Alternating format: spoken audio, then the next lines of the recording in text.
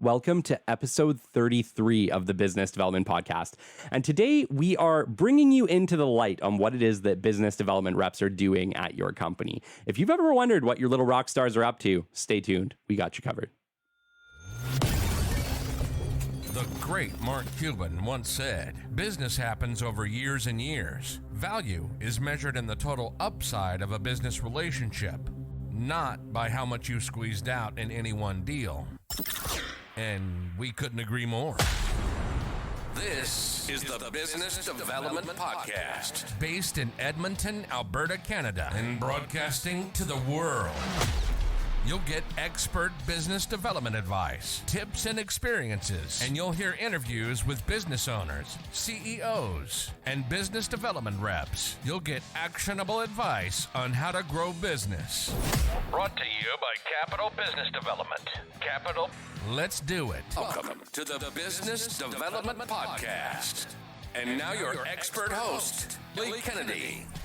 Hello, welcome back to the Business Development Podcast. This is episode 33, and today we are chatting about a day in the life of a business development representative. I know for some of you, it can definitely be a little bit confusing as to maybe what it is your BD person does. They just kind of look like little rock stars in the corner, and they either make their calls or whatever it is they're doing, and next thing you know, you guys have meetings, you have partnerships, you have all this stuff coming up. They always look very busy, but what are they doing?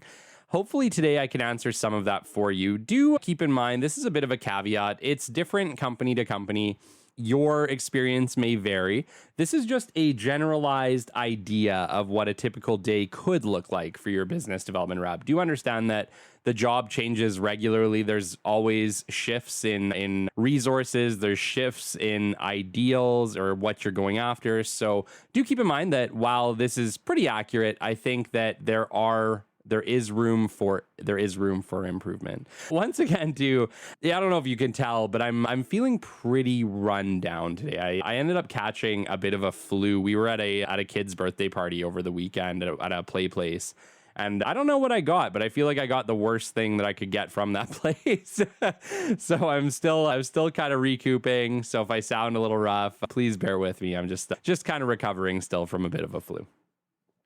Okay, I definitely want to start out this episode today just by chatting a little bit about Erin Hollowich. Thank you so much, Erin Hollowich of Free Realty, for coming on as our expert guest last week. It was absolutely amazing to have her on. She is launching another commission-free real estate company here within Canada. So it was really, really cool having her on the show and chatting about her experience. Her and her husband, Travis, had launched Real Estate back in the early 2000s, which at that time was a revolutionary kind of idea back then for commission-free realty. And they are back. They're doing it again. And Erin, I wish you the best of success in your new venture.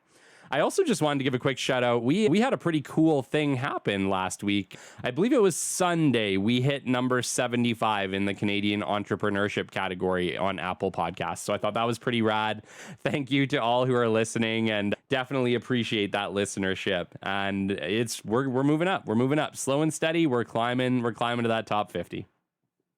Okay, let's move into it. Let's chat a little bit about what is a business development representative, or sometimes referred to as B. A business development representative works to generate new opportunities for your business. Business development reps create long-term value for an organization from customers, markets, relationships, and partnerships. So your BD person is kind of always forward thinking. What their main goal is always is to help your company grow. We want to provide exponential value to our costs. So we're always looking at what are the opportunities for the business? What are some new companies we can work with? Are there potentially partnerships to look out for?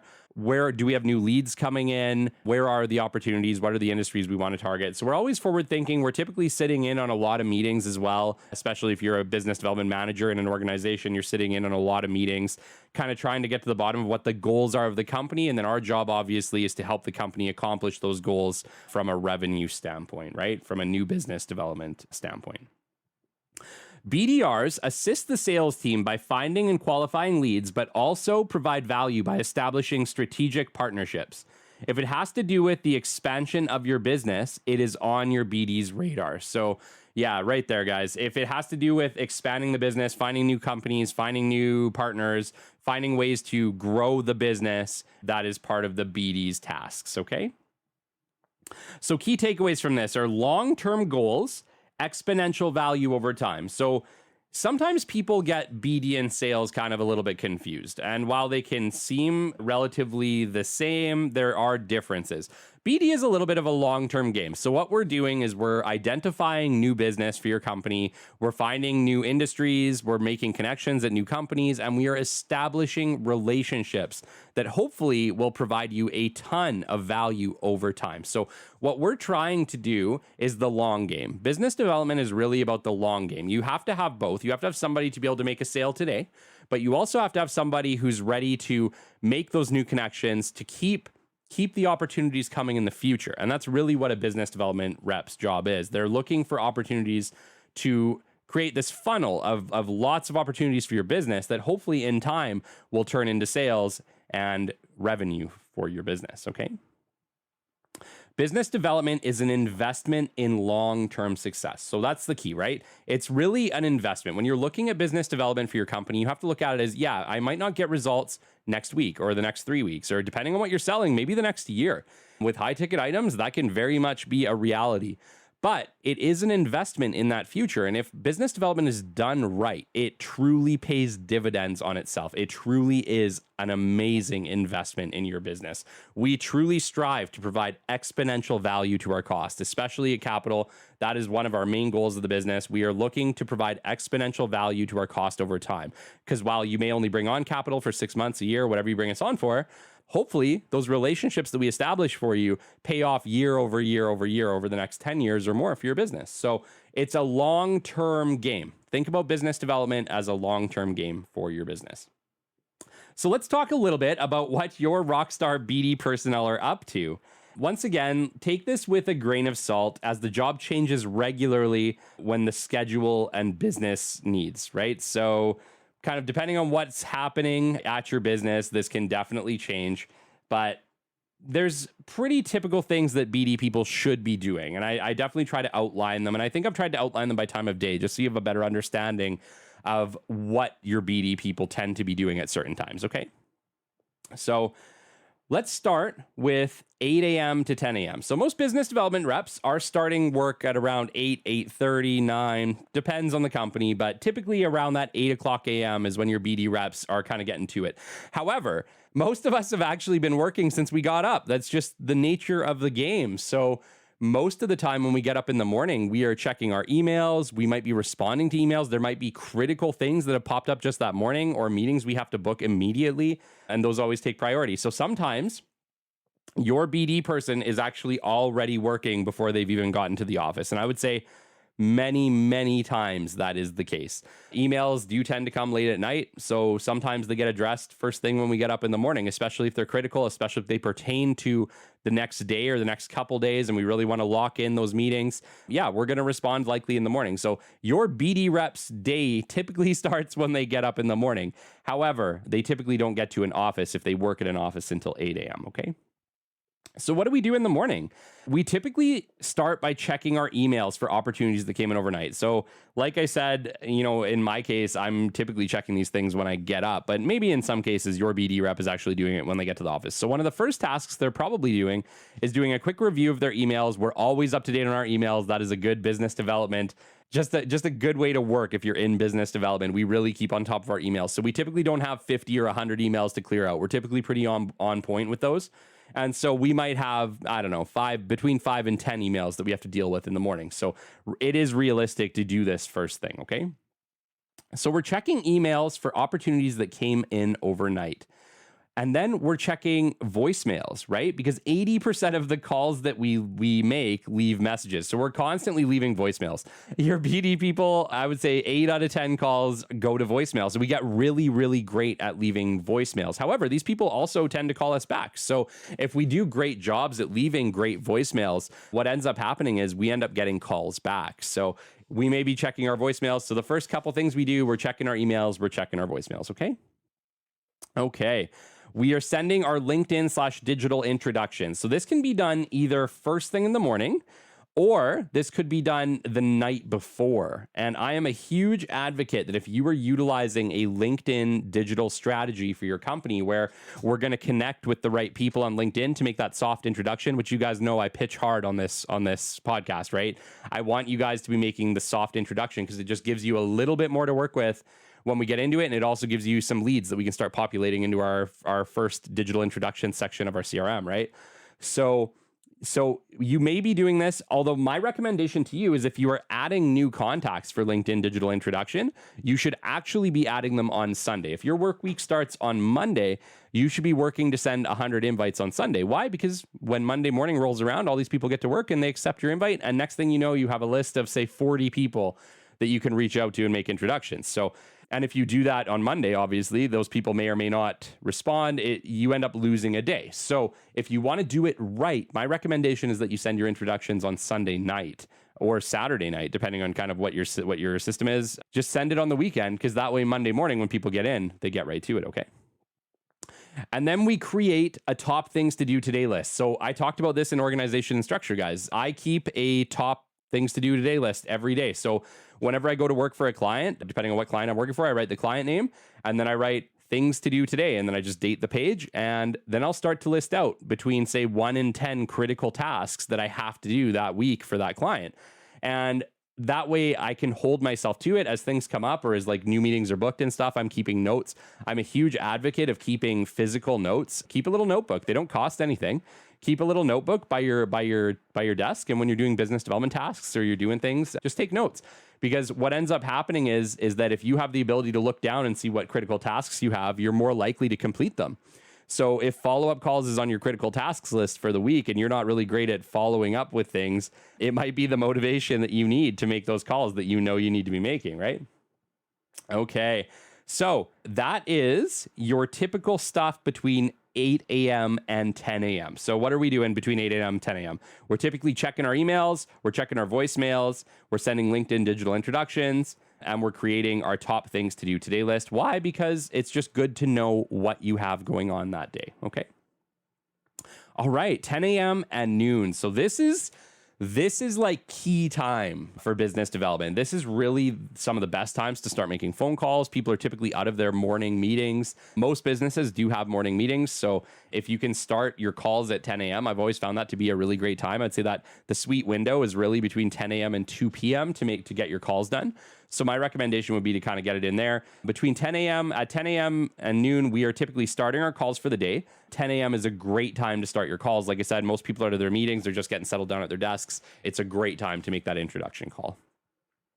We are attending the first customer meetings for the day, 10 a.m. to noon and 2 p.m. 10 a.m., noon, and 2 p.m. tend to be kind of the main meeting times that people like to pick. So if you have meetings scheduled, very likely you'll have meetings around 10 a.m., around noon, especially if you have lunch meetings, and then around 2 p.m. in the afternoon. So I'm a huge advocate. If we're booking meetings, you should book them for 10 a.m., noon, or 2 p.m. It just gives you a right amount of space in between them to be able to take notes, to learn a little bit more, and really kind of get down to what it is you want from that meeting, okay?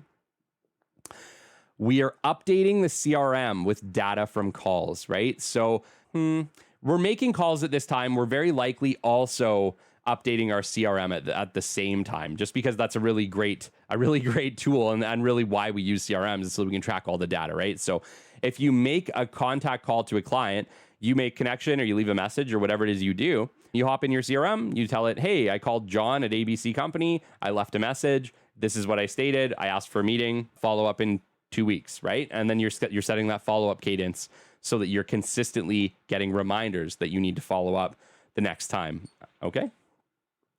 Okay, we are potentially driving to lunch meetings or dropping brochures. So this is another side of it. Business development is a lot of introduction meetings. You guys know that I highly recommend that you do lunches with your clients. Why? Because it's personal. You can have a one-on-one interaction, a human-to-human interaction, which you know we advocate for. And it also gives you a neutral location. So there's not really a power struggle. You know, whether you know it or not, when you're at a client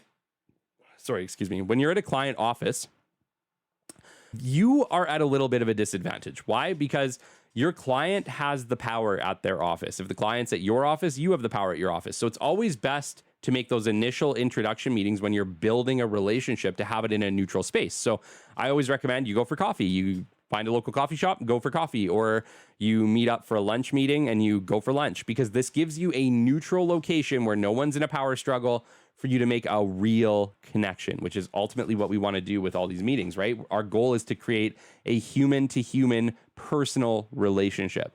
And we do that by meeting people in person at a neutral location. Okay. Now we're at noon. So what are we doing at noon? All right. Well, you guys know what we're doing at noon a lot. A lot of lunches, right? Lunches are incredibly common for business development reps. We're constantly meeting new people. We're establishing new relationships. We're looking for opportunities. And heck, we might even be doing account management, which is where lunches really come in regularly, or just meetings in general in person to do account management. And so if that is the case, between 12 p.m. and 2 p.m., we are always doing lunches and travel. Very common to have lunch or office meetings at this time, okay? We're continuing phone calls, right? So probably at 1 o'clock, between 1 and 2, we might continue phone calls. Or if we're trying to reach the East Coast, if we're in Canada, Western Canada, which is where I'm at, we still need to do a lot of business on the East Coast. So if we need to reach the East Coast, they're either 2 or 3 hours ahead of us, just depending on the time change for the seasons. And so we can still reach them. We can still reach them at noon. So sometimes we're typically making calls right, if we're trying to reach East Coast, the cutoff is 2 p.m. So basically after 2 p.m., you're not going to get anybody on the East Coast. So we might still be continuing phone calls during this time. And then we might also be planning for the 2 p.m. meeting or any office meetings that we may have, because I find a lot of teams too do tend to have office meetings with the business development managers and representatives. Those do tend to happen. They can happen in the morning, but I've also seen them happen in the afternoon. So we might be having either a office meeting or we might be having an actual customer meeting at sometime between that noon and 2 p.m. stage. 2 p.m., like I said, is a very common meeting time in the afternoon. Okay, 2 p.m. to 4:30 p.m. What are we doing? We're finishing up our phone calls, right? So that's it. Finishing up phone calls. If we had anything we need to do locally, we might be just finishing up our calls. We're typically doing our data entry into the CRM. As you guys know, I always advocate for data entry and up-to-date CRMs. We keep our data as current as you can. This can be done in a couple different ways. I actually don't update all my data in my CRM until sometimes later in the week, but I keep really good notes, and that's why. So sometimes I'll update data, every day, but sometimes I'll just keep notes and I'll update it at the end of the week before I do my weekly reports. You guys know I advocate for weekly reports. If you're not doing them right now, you need to start doing them, even if it's just for you, because it allows you to track your progress. It allows you to start to establish, okay, what are my standards? What am I hitting on a weekly basis? Weekly reports will give that for you. And you will start to hold yourself to a higher standard if you start using weekly reports, okay? Okay, so we're finishing up phone calls. We're doing our data entry into the CRM. We're doing meeting scheduling. So you guys know it. We're always booking meetings, right? Lots of stuff going on. So we're doing our meeting scheduling for the next week. We might be finishing weekly reports. Like I said, if it's a Friday or a Thursday, depending on when your weekends, you're probably doing a weekly report for your manager, right? Your boss or whatever, or yourself if you're an entrepreneur. So we're doing our weekly reports. We're sending our final emails of the day, and then we are planning for tomorrow. So I always advocate that at the end of your day, that you just think a little bit about tomorrow. I know that can be a bit of a hard ask sometimes, especially if we worked a really, really long, hard day and we're just kind of looking for a bit of an escape. Totally get it. Like right now, I'll be honest, I'm looking for a bit of an escape. I'm still fighting like a wicked cold flu thing that's whooping my butt. But, we have to plan for tomorrow, even if it's not always convenient. So just maybe at the end of your days, give yourself 5 to 10 minutes just to think about what are the critical tasks for tomorrow. Heck, maybe even start your things to do today list for tomorrow, just so that you are up to date. And when you get to the job tomorrow morning, you're not starting fresh. You already know that there's a couple critical tasks. And I think you'll find that if you start using that top things to do today list, you guys are going to get more efficient. You're going to get more done. You're going to have higher success rates. Why? Because you're holding yourself to a standard. And I know it seems kind of weird that writing something down on a paper can give you a standard to live up to, but it 100% does, okay?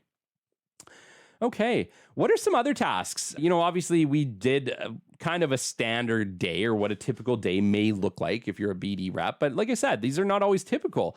We drive a lot, okay? It is not unusual for a business development rep to drive anywhere between 20,000, 40,000 kilometers a year or more because we go to where the clients are. Sometimes, like heck, if I live in Edmonton area, I do a lot of meetings in Calgary. I do a lot of meetings in, I don't know, Cold Lake or Grand Prairie. There is a lot of driving. So you drive a lot as a business development rep. And we will do an entire show on driving because I think I'd like to have a show on that where I can kind of talk about how to be productive while driving, but also how to be safe while driving. Because I think the biggest risk that we face as a business development representative for any company is our travel time because we are on the road so often that there is a high risk to us. So I think at some point I will do a show on driving. Not there yet, but maybe going into the winter season, we can chat driving. Because I think that I have some tidbits of information from my many years of driving.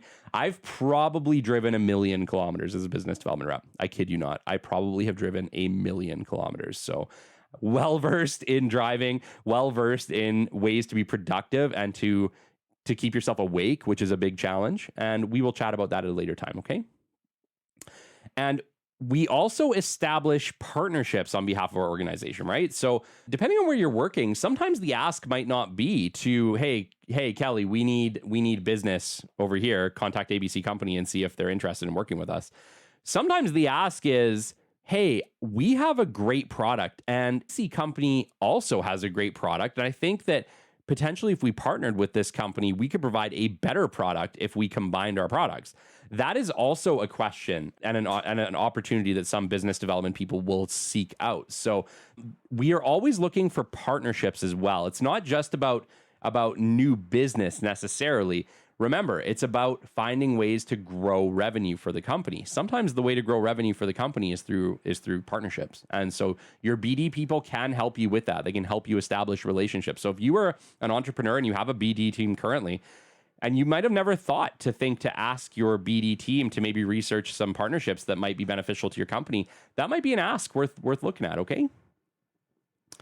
Okay, so we have our BD meetings, right? If we work for an organization, we typically have a weekly BD meeting where we just go over this is why I advocate for a weekly report. It's just an easy thing. If you do a weekly report and you have BD meetings at your company, you should just bring your BD report. You can go over the BD report in the meeting, which gives your bosses all the information that they're after.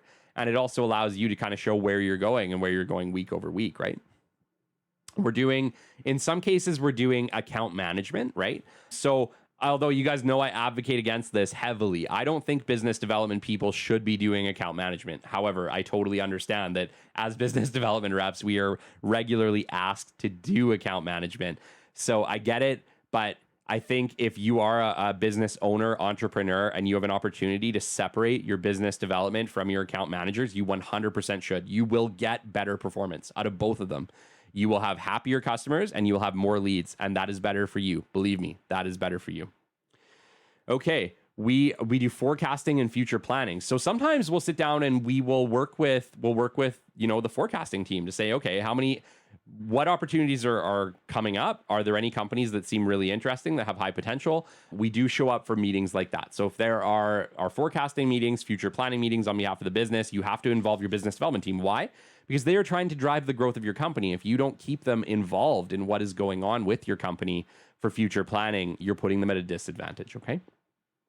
We assist with marketing material creation. So we have an eye, as business development people, we have an eye for what is good marketing material. Why? Because we see a ton of it. We market a ton of it. Does that mean that your BD people should be creating your marketing material? No, it does not. However, what it does mean is they should have input in the process. So if you hire a team to do marketing material for your company, make sure that your business development rep is involved in that process, in picking the colors, in helping pick the pictures, because we have an eye for it. We're going to know what is going to essentially sell and what is not going to sell. So make sure that you're involving your business development teams in your marketing material creation, okay? And what do I always say, guys? Business development chooses you. I have yet to meet one person, and heck, if you're listening to the show and you are the BD person who says, yeah, I went to school knowing I wanted to be in BD, I want to hear from you because you are a unicorn.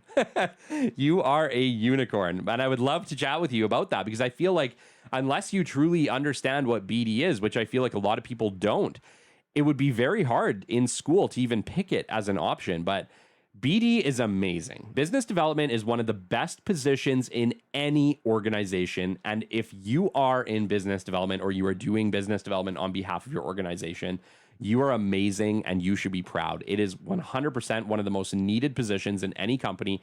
It truly drives exponential growth for your company, and you should be incredibly proud of what you do. Good business development provides exponential value to its cost. It truly is one of the best things you can do for your business. And if you currently are not having a business development program in your company, you should definitely start working to implement one. I have lots of information on the show on how you can start to establish your own program. Or if you guys need help, we're in Canada, Capital Business Development. We do full scope business development. Anything you guys need, we can do full scope business development. So we tend to do kind of the whole thing on the back end, set up the whole system for you and operate it for say 6 months or a year. But yeah, if you guys need help establishing business development programs on behalf of your business, or you just want some help in general with business development, we are experts and we can help. So feel free to reach out at any time, Capital Business Development. And I just want to give a little bit of shout outs because we had a lot of great messages over the last week. People kind of complimenting us on hitting the top 75, which was super cool, and still getting compliments on our awards. So we won Best Business Podcast 2020 2 weeks ago from Quill Inc., which was pretty cool, pretty awesome. So shout outs this week are Colin Harms, Fabian Hank, Will Bunyan, Ken Mark Lavoie, and that is all for this week. If you have enjoyed this show, please like, follow, subscribe on all your platforms of choice. And until next time, we will catch you on the flip side. This has been the Business Development Podcast with Kelly Kennedy.